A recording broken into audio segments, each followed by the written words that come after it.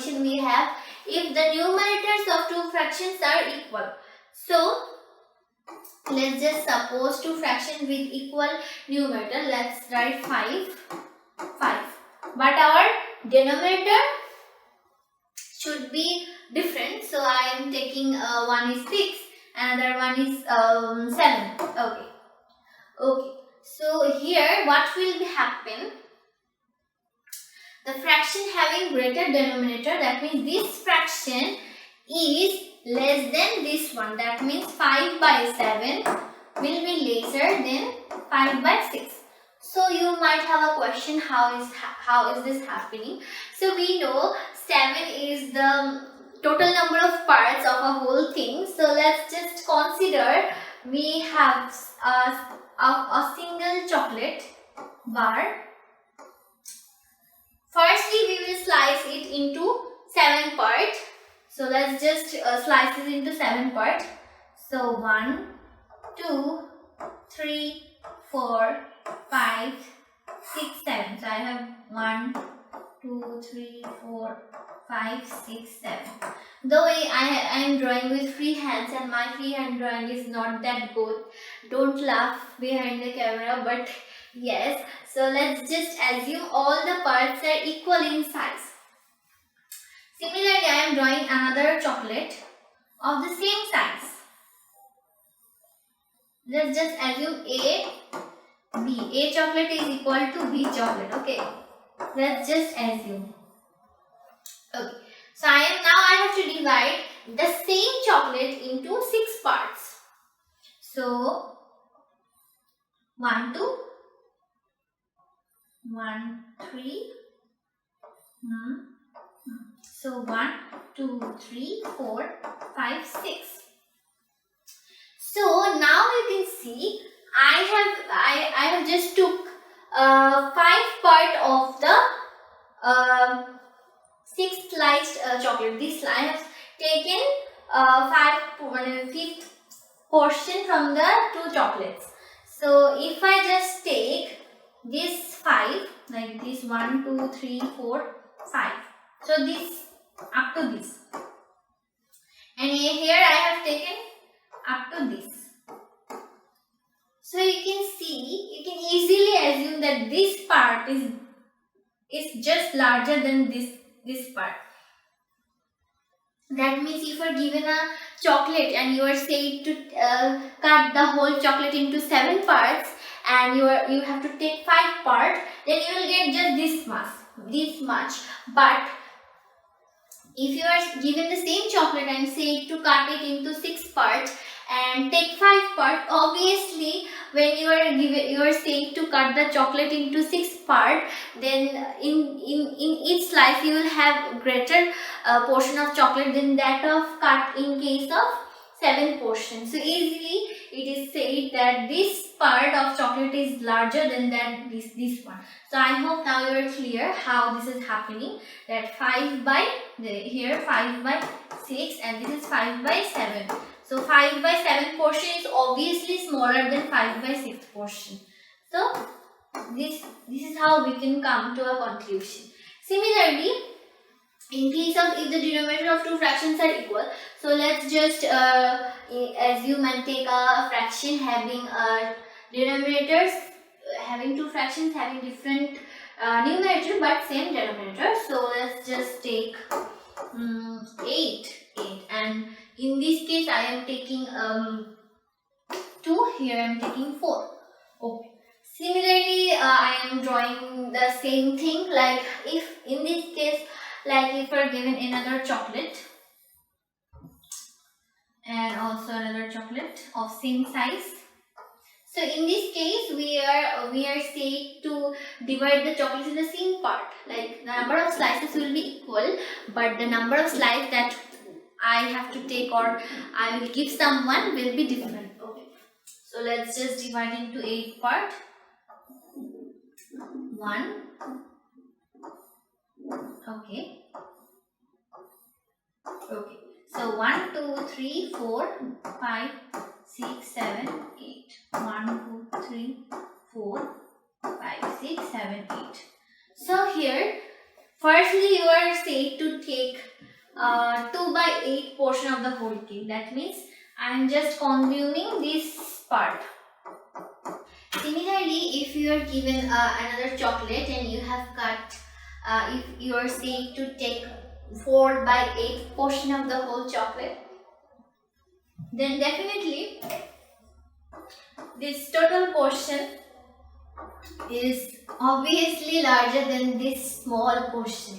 So we can just say in the statement that if the denominators of two fractions are equal, then the fraction having a greater numerator, that means here we are having 4 as the greater numerator, as well as that the larger the portion of the total thing we take will be obviously larger. That means if the numerator is larger, then another fraction having same denominator but different different numerator of smaller value, then the fraction having greater numerator will be larger. That means here 4 by 8, that means this portion is obviously greater than 2 by 8, that means this portion. So this is the topic. So another thing we will discuss now, if we are said that two fractions having neither equal numerator or denominator. Suppose if you are given like this type of 4 by 5 and 6 by 10, then how will you determine whether which fraction is larger or greater? Because here we have different numerator and denominator value. These 4 values are not equal. So what will you do? So here we will apply the concept of equivalent fraction, or also we will apply the fraction for we will apply the theory of LCM and HCM. Firstly, we need to convert the two fraction into either same numerator or same denominator, so that we can say yes, here we have a large value for denominator, so also we have a large value for numerator, equal numerator or equal denominator. We have to convert either in one format. So firstly, we will see to convert, its convenience to just convert into same denominator, because it's very much useful also, and as well as it is used in numerical form, that like we use a mixed fraction rather than improper fraction. So in mathematics we prefer to keep in converting into same denominator. So how we will convert? So firstly we will do LCM. So in the previous chapter we have learned about LCM. So here we need the concept of LCM. Firstly we will do the LCM for 5 and 5. Since 5 and 10, since we are converting the denominator into similar in the same numbers, so we will do the LCM for 5 and 10. So firstly, converting the fractions with same denominator. Okay. So firstly we will do LCM of 5 and 10. So we know LCM by doing LCM. Let's just do a simple LCM. So it will be 10. It's very simple. But let's do this. So we are dividing this by 5. So 1, 2. So LCM 5 into 2. Sorry, your LCM is 10. Okay. So here LCM, we get LCM 10. So here our denominator will be 10. It's fixed. So firstly we will do 4 by 5 into. Now we will divide the LCM by the numerator and denominator, and we will the quotient that we get after dividing, we will multiply both sides by with that number. Like we will divide this 10 divisible by 5. 10 divided by 5, we get 2. So we will multiply this quotient 2 with 5. Similarly, we will multiply 2 with 4 as well. So 4 into 2. So we get 8 by 10. So what we have done here, we will first determine the LCM. So basically our denominator will be fixed, but how it has actually came, I have just shown you that we will divide the denominator. We will divide the LCM by the denominator, that we get 10 divided by 5 2, and then we will multiply 2 both by numerator and denominator. That means we have got 8 by 10, and also 8 by 10 is equivalent to 4 by 5. It's just by dividing 2 we get the same fraction, so we can easily write 8 by 10 is equal to 4 by 5. Similarly, we will do for the second one, that is 6 by 10. So we will do what we will do, we will just divide 10 by 10. So 10 divided by 10 we get 1. So 10 into 1 and 6 into 1 as well. So we are getting 6 by 10. So now we can actually see both our fraction have similar denominator, that means same denominator, and also since the numerator since this fraction have less valued numerator, that means 6 by 10 is less than 8 by 10. So easily we can say we have got 6 by 10 from 6 by 10 is smaller than 4 by 5. So in this way we compare. Okay.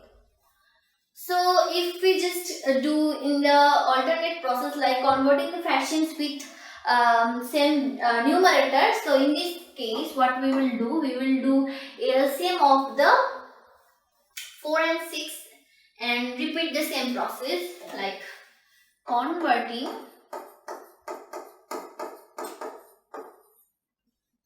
the fractions with same numerator. Okay. So let's just take the same thing. So in this case we will consider with 4 and 6. So we will do LCM of 4 and 6 first. So if I just do the LCM for 4 and 6, 2. Okay, so we are getting 2 into 2 into 3, that is 12. Now we will repeat the same process. So in this case 4 by 5. So as we are dealing with the numerator portion, so firstly we will divide 12 by 4, we are getting 3. So we will multiply 4 by 4 with 3. But here is a very easy thing, that LCM will be the respective numerator or denominator. Like in this process, when we are dealing with same denominator, we are having the same denominator. So the LCM of the denominator will be the denominator for both the fraction, and numerator will be obtained by dividing the LCM by the numerator. We will multiply the quotient with the numerator. So I have just shown you. The statement is quite puzzling. So, but if you just do solve by practicing, you will just get to know and acquire the technique very faster. So yes. So in this case, what we will do, we will multiply the quotient that we get by dividing the LCM by numerator and denominator on both sides. So 12 divided by 4, we get 3. So we will multiply it by 3. Since here we are dealing with numerator, so we will multiply the same number with the denominator as well. So 12 by 15. Similarly, for the second one, that is 6 by 10. So here if we divide 12 by 6, we get 2. So we will multiply 2, and 12, and also we will multiply the same question, that means 2, with the denominator. So 2. So we are getting 12 by 20. So here we can see two fractions having similar numerator. So in this case we have already learned that the fraction having smaller value of denominator is larger.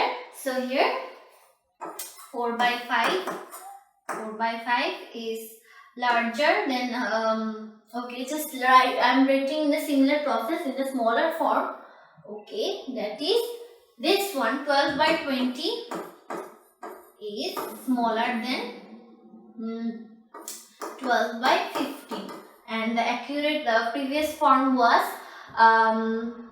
6 by 10 is smaller than 4 by 5. So you are seeing I am getting the same result in both the cases. So you can do either in this process by converting into same numerator, or in this process by converting into same denominator as well. So this is how the whole process works. So I hope you are clear now.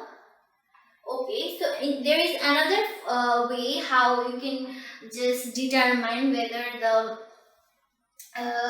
which fraction is larger. That's a shortcut for MCQ, but for the different type of word problems or the problems that come in the CQ, you have to do the same like the whole process. You have to show the whole process. So there is another thing we can do is like okay, like 4 by 5 and 6 by 10. We already know, just I am writing the result, that is 4 by 5 is larger than 6 by 10. We have already learned that.